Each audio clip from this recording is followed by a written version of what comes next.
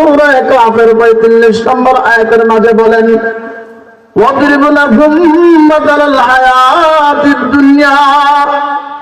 ও নবী আমার, ওয়াদরিব, আপনি আপনার উম্মতদেরকে বলে দেন, লাহুম মাতালাল হায়াতিদ দুনিয়া, এই দুনিয়ার উপমা হলো কামা ইন আনজালনাহু মিনাস সামা, আসমান থেকে যে আমি আল্লাহ তাআলা বৃষ্টি বর্ষণ করি ওই বৃষ্টির ন্যায়।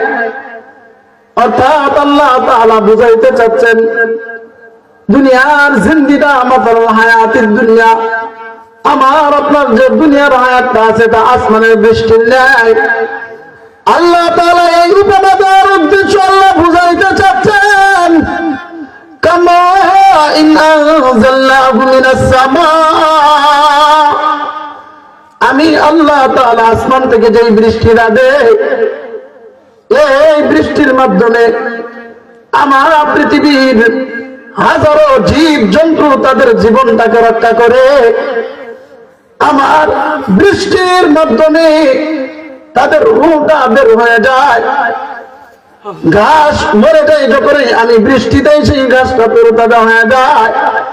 কত মানুষ রোদ্রের কারণে গরমের কারণে তৃষ্ণায় তার জবানটা জিহ্বাটা বের হয়ে যাবে এমন একটা পরিস্থিতি হয়ে যায়, সে আমার পানি দ্বারা তার তৃষ্ণা নিবারণ করে। কত পশু পাখি আছে তারা বিভিন্ন ক্ষেতের মাঝে রোদ্রের কারণে জিহ্বাটা বের করে দেওয়া হাঁপাইতে থাকে, যখনই আমার দেওয়া পানিটা সামনে পেয়ে যায় সে তার তৃষ্ণাটা নিবারণ করে। এই যে মানুষ তার চাহিদা নিবারণ করে যতটুকু পানির মাধ্যমে, বিভিন্ন ঘাস শাক সবজি গাছপালা তরুলতা সে মরন্ত অবস্থায় থেকে সবুজ শ্যামল হয়ে যায়, এটা দ্বারা সে তার জীবন রক্ষা করে। ও মুসলমান ভাইরা আমার, এই পানিটা যখন এই মানুষের জন্য অধিক্য হয়ে যায়, যখন এই বন্যা প্লাবন হয়ে যায়, হাঁটু পর্যন্ত মানুষের চলে আসে, বাড়ি ঘরের মাঝে উঠিয়া যায়, তখন মানুষ পেরেশান হয়ে যায়। যেই পানিটা ছিল মানুষের জন্য প্রয়োজন, এটা মানুষের জন্য বিপদের কারণ হয়ে যায়। আবার যখন আমার দেওয়া পানিটা মানুষের কোমর পর্যন্ত উঠিয়া যায়, মানুষ পুরা পরিবার নিয়ে, সন্তান পরিবার নিয়ে আশঙ্কায় থাকে, চিৎকার করতে থাকে। আবার যখন এই পানিটা তার গলা পরিমাণ হয়ে যায়, সে চিৎকার করতে থাকে তার সন্তান গুলাকে কিভাবে রক্ষা করবে, তার বাড়িকে সে কিভাবে রক্ষা করবে। পানিটা যখন অধিক পরিমাণ দিন সে দুনিয়ার জমিনে থাকে, মানুষের ফসল গুলো নষ্ট হয়ে যায়, ওই যে ঘাস ছিল ওগুলাও সে মরিয়া যায়। এইটাই তো আল্লাহ বুঝা দেন যে মানুষকে যে পানিটা মানুষের জন্য জীবন রক্ষার কারণ ছিল, দুই পৃথিবীর বহু গাছ পালার জন্য জীবন রক্ষার কারণ ছিল, এটা যখনই তার প্রয়োজনের চেয়ে বেশি হয়ে গিয়েছে তখন সেটা তাদের জন্য জীবন রক্ষা নাকি ধ্বংসের কারণ? বলেন, তখন জীবন রক্ষা নাকি ধ্বংসের কারণ হয়ে দাঁড়ায়? কথা বলেন না, আমার কথা বলেন নাই? ধ্বংসের কারণ হয়ে দাঁড়ায় না? তো পানির অপর নাম জীবন, আমরা বলি না? পানি পাইলে কত পশু পাখি মানুষ ঘাসপালা তরুলতা সবাই সবুজ শ্যামল সে রক্ষা পায়, সজীবতা খুঁজে পায়। যখনই পরিমাণের চেয়ে বেশি হয়ে যায় তখনও কি বিপদের কারণ হয়ে দাঁড়ায় না? আল্লাহ তাআলা পরবর্তী আয়াতের মাঝে বলেন, আল মাল ওয়াল বানুনা জিনাতুল হায়াতিদ দুনিয়া, যেরকম ভাবে পানি বেশি হয়ে যায় ওই পানিটা তাদের জন্য আর কোন ধরনের জীবন রক্ষার কারণ হয় না, মৃত্যুর কারণ হয়ে যায়। আল মাল ওয়াল বানুনা জিনাতুল হায়াতিদ দুনিয়া, এই পৃথিবীর বুকে যখন তুমি দুনিয়া দুনিয়া করতে করতে অধিক পরিমাণ তুমি মাল কামায়া নাও, যত মাল কামাইছো এত পরিমাণ তোমার বিপদ তুমি দায়িকা আনছো। কথা কোন ঠিক কিনা? মাল যখন বেড়ে যায় বিপদ কি তখন আস্তে আস্তে গিয়ে থাকে, বাড়তে থাকে না? আমি আপনাকে শুইলে ঘুমায় যাই। কত মানুষ আছে গাছের নিচে খায়, বন্ধ খাওয়ার সাথে সাথে ঘুমায় না। আর কতগুলো আছে ট্যাবলেট খাইতে খাইতে ভিতরটা পুরো সারকার করে এরপরে ঘুমার কথা বলেন নাকি আছে না? অলরেল সম্পদের মালিক, কিন্তু কেউ ভাই ভাত খাইতারি না, আটা গায়ে খাই কয় না। ওই যে মাল বেশি হয়েছে, দুনিয়া বেশি হয়েছে, আর তার কি বিপদ বাড়ছে। দুনিয়া বেশি হয়েছে আর তার আল্লাহ তাআলা এটাই বলেন, ওয়াল বানুনা যিনাতুল হায়াতিদ দুনিয়া। এই পৃথিবীর বুকে আনন্দ সন্তান রয়েছে, তার মা বাবার জন্য সন্তান জীবন দিতে প্রস্তুত। মা বাবা কষ্ট পায় এমন কোন কাজ সন্তান করতে রাজি না। এমন বহু গরিব সন্তান আছে, সে সারাদিন রাত পরিশ্রম করে তার মা বাবাকে সে সেবা করে, তার মা বাবাকে ছাড়া সে একবেলাও খাবার খায় না। তার বিবিকে বলে আমার মা আগে, আমার বাবা আগে। আমার মা বাবাকে অসম্মান করে কোন সময় কষ্ট দিবা না। এর বিপরীত ওই যে মাল বেশি হয়ে গেছে সন্তান, যখন এই দুনিয়া তার প্রয়োজনের চেয়ে বেশি হয়ে গেছে, ওই বড় লোকের সন্তান বাপকে মানবে দূরের কথা, বাড়ি থেকে গাছ ধরে বের করে দেয়। আছে কিনা কথা বলেন? আছে না? বড় লোকের অধিকাংশ কুরআন পাইবেন মা বাবার আনুগত্যের বাইরে। মা বাবার কি ওই যে প্রয়োজনের চেয়ে বেশি হয়েছে, দুনিয়া কি চলাফেরা, উঠা বসা সব কিছু অন্যরকম। এলাকার মানুষ পরে দেখলে রাগ করে, ওটা দেখলে রাগ উঠে, কি ভাব নিয়ে চলে বলে না? কয়টা বড় লোকের মানুষ দেখতে পারে? হ্যাঁ, মাল দোষের কারণ না, যখন এই মালগুলা সে ভালো কাজে লাগা, যখন এই মালগুলা কি সে ভালো কাজে লাগে।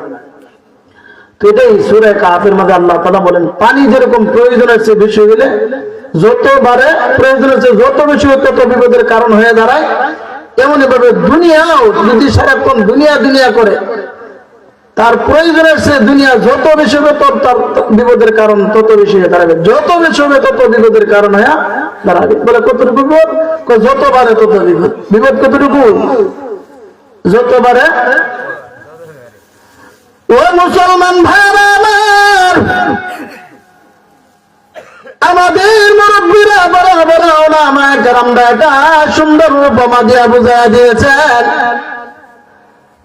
দুনিয়া যার যত বেশি হবে তার তত বেশি পেরেশান হবে।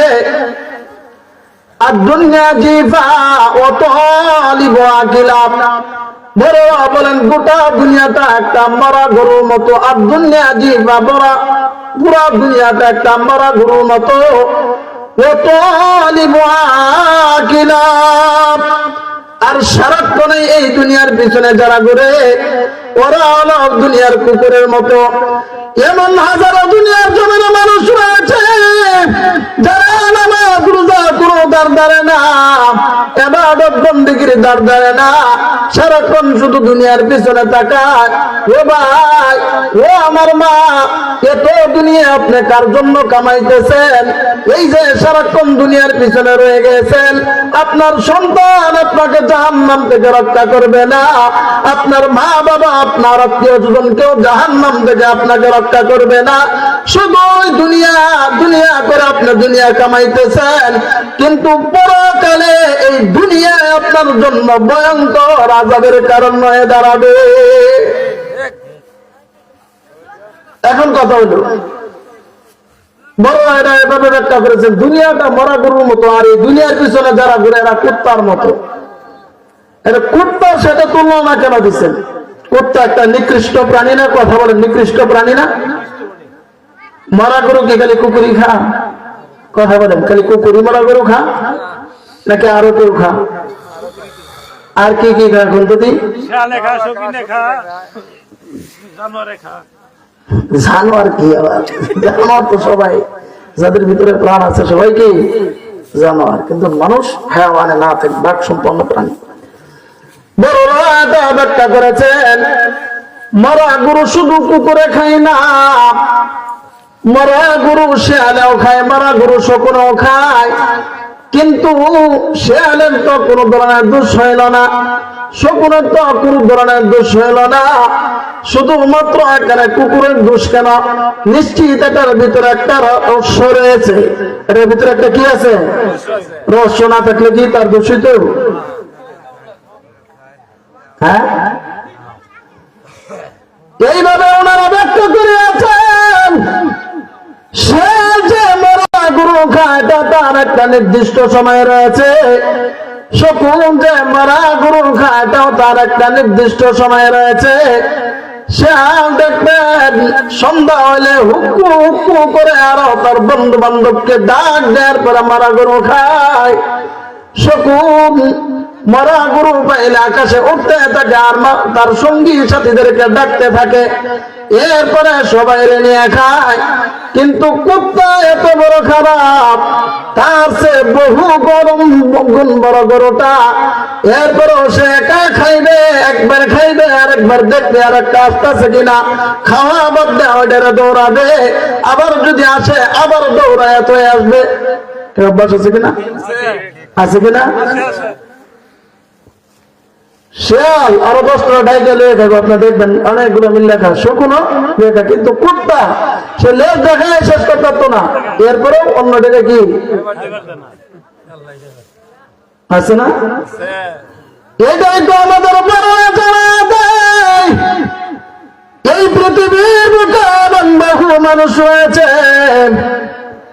এত সম্পদ হারাম খামাইছে, সে তো খাওয়া শেষ করতে পারবে না, তার 14 গোষ্ঠী খাওয়া শেষ করতে পারবে না, এরপরেও চাল চুরি করে, এরপরেও ডাল চুরি করে, মানুষের সম্পদ চুরি করে, চাঁদাবাজি করে, লম্পটগিরি করে, মানুষের ধন সম্পদ আত্মসাৎ করে, বলে শুধু কাউকে খাইতে দিবে না, পুরো এলাকার প্রাণের টাকা একাই খায়া শেষ করিয়া দেয়। কথা এখন ঠিক কিনা? এমন মানুষ আছে না? ও জানে এর যে পরিমাণ সম্পদ আছে খাওয়া শেষ করতে পারবো না, এরপরও সুদ লাগা লাগা না? কার লাগে সুদ লাগা? তুই তো দেখা তোর দিন শেষ করতে পারবো না, আবার বাড়াইতে চাস কেন? পুরো এলাকার সরকারি অনুদান একা গিলিয়ে ফেলছে, জানে খাওয়া শেষ করতে পারতো না, এরপরও একা মারা দিচ্ছে। বড়রা এটাই বলে এরা হলো কুকুরের সমান। এই সমস্ত মানুষ যারা দুনিয়া খালি দুনিয়া দুনিয়া করে, আর এই মানুষগুলো কাদের সমান?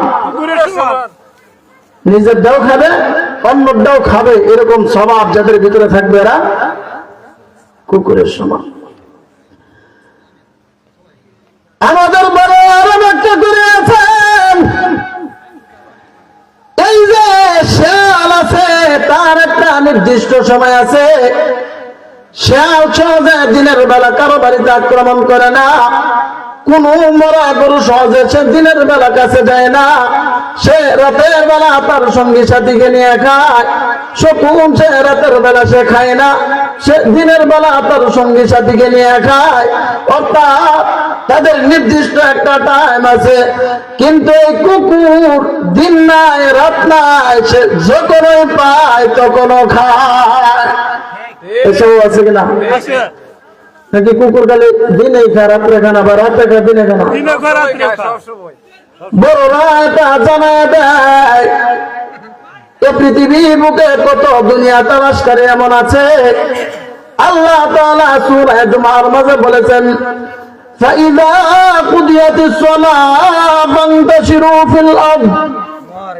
আমি আল্লাহ তাআলা যতটুকু সময় তোমাকে ইবাদত বندگی করার জন্য দিয়েছি, ওই সময়টা তুমি ইবাদত বندگی করবা, নামাজের টাইমে নামাজ পড়বা, রোজার টাইমে রোজা রাখবা, যাকাতের টাইমে যাকাত দিবা, দাড়ি রাখার কাজ তুমি দাড়ি রাখবা, টুপি মাথার দেওয়ার কাজ টুপি মাথার দিবা। অর্থাৎ যেই সময়টা আমার বিধান পালন করার জন্য বলছি, ওই সময়টা তুমি আমার বিধান পালন করবা। এরপরে বাকি যে লং টাইমটা আছে, ওইটা রিজিক তালাশ করার জন্য, তোমার পরিবারের রিজিকের জন্য তুমি জমিনে ছড়ে ছিটায়া পড়বা। সুবহানাল্লাহ। আল্লাহ এটা বলে না সারাক্ষণ গেলে আমার ইবাদতি করো ইবাদতি করো। তুমি আমি যতটুকু সময় বলেছি আমার ইবাদত বন্দেগী করার জন্য, এতটুকু সময় ইবাদত বন্দেগী করবা, বাকি টাইমটা তুমি তোমার পরিবারের রিজিকের জন্য তুমি জমিনে ছড়ায় ছিটায় পড়ো।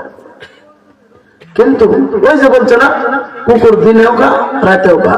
এই পৃথিবীর বুকে এমন কত মানুষ দুনিয়া তালাশকারী আছে, যারা নামাজের টাইমেও দুনিয়া তালাশ করে, নামাজের বাহিরেও দুনিয়া তালাশ করে, সারা বছর একটা মাস রোজা, 11 মাসও খায়, রোজার মাসও খায়, আছে কিনা? আছে না? সারাক্ষণ খালি খাই খাই, এদের কোনো টাইম টুল নাই। আল্লাহ বলেন এরাই দুনিয়া তালাশ করে, এরাই কুকুরের মতো। এরা যদিও মানুষ, কিন্তু আমার কাছে কের মতো? কথা বলেন, কুকুরের মতো। তারপর বলেন, বড়রা এত সুন্দর করে চমৎকার করে বলেছেন, শিয়াল কোন সময় সে হাড্ডি খাইবে না, শুধুই মাত্র গোস্তটা তালাশ করবে। শকুন কোন সময় হাড্ডির মাঝে মুখ দিবে না, শুধুই মাত্র গোস্তটা খাবে। কিন্তু কুত্তার এমন স্বভাব, সে গোস্ত তো খাবে খাবে, হাড্ডিটা তার গলাত বাজবে, এরপরও এটা নিয়ে টানাটানি করে। এসব আছে কিনা? এটাই তো জানা যায় এই পৃথিবীর বুকে এমন দুনিয়া তালাশকারী কত আছে, যারা আল্লাহ তাআলা সম্পদকে 2 ভাগে বিভক্ত করে আছেন। মুফাসসিরিনে কেরাম, মুফতিয়ানে কেরাম বলেন, আল্লাহ তাআলা পৃথিবীর সম্পদটাকে কিছু সম্পদ মানুষের জন্য হালাল রেখেছেন, আর কিছু সম্পদ মানুষের জন্য হারাম রেখেছেন। কিন্তু ওই দুনিয়া তালাশকারী এরা হালালটাও খায়, আবার হারামটাও খায়, যেটা খাওয়া যাবে এটাও খায়, আবার যেটা না খাওয়া যাবে ওটাও খায়। ঠিক না নাকি? জানে সুদ খাওয়া দেবে না, পুরো সুদ খাওয়া আছে না? ও জানে তার 1 কাঠা জমি এটা সে উপভোগ করতে পারবে, এটা তার জন্য হালাল। এরপরও প্রতি বছর আইল কাটতে কাটতে খেত বাড়া। কথা বলেন নাকি? বাড়া না? এটা জানে না এটা হারাম।